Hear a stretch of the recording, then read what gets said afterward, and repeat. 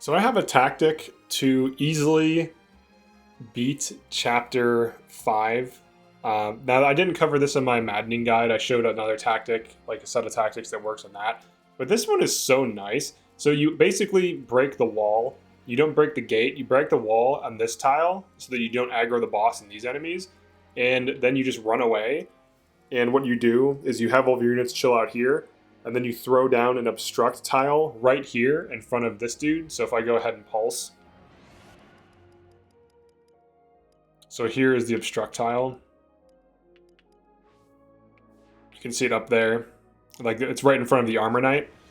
And then what happens is the Armor Knight attacks. These guys file in. And if you have Sigurd available, you can dive in on this entire line. Like, it's pretty crazy. So let's go ahead and do that. You also want to override with Ridersbane. And what it does, it will put all the mages and archers at very low health and kill both of the mounted units outright. And then you can also canter to the other side.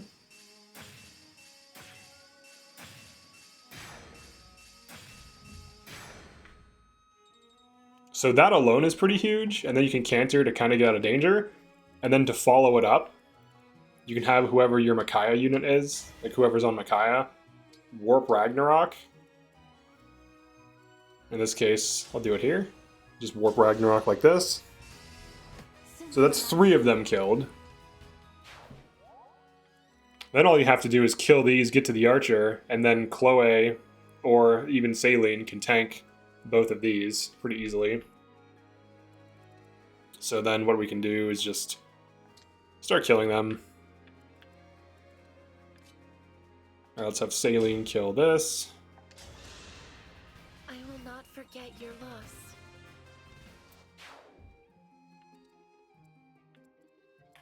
I can have Louis throw a javelin here.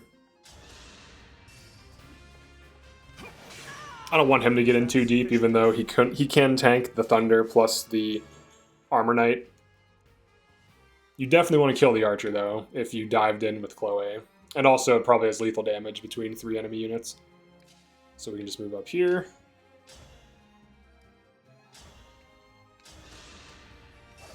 Dream well. So now they're just down to 2. One of them's almost dead. And there's really not much else they can do to you at this point.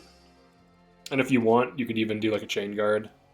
Assuming you didn't level up and get 1 point of health, which is one of the most stupid mechanics for chain guard. That's not she leveled up previously. Alright. Okay. You can easily tank it though, it's not that much. But I actually consistently got this result. So all you do, you break this tile, run away, have your team kind of sit in this formation. Like this, so they're out of range of everything, and then you just simply use obstruct. So what will happen? The Armor Knight breaks the obstruct, they start moving forward, and they fill in the gap because they're trying to get to you, and they will line up in a line of 7, and then you get to completely destroy them, as you see here. And it's actually really easy to pull off too. And then once this dude is here, you can just kill him with whatever, so I can just hit him with magic. Let's do this to him. Now, Saline does have a little bit higher magic. And if you have Micaiah... I'm sorry, I keep calling Celica Micaiah. If you have Celica on either one of these, they can kill it. But the dive in the back really helps, because then you can clear out more stuff. And then start attacking them. So I could kill this with momentum if I wanted to. Is it over? That is a Sigurd Boucheron. I don't necessarily recommend it, but it's what I'm running. It's for fun. I'm goofing off a bit on my fifth maddening run. I'm sorry.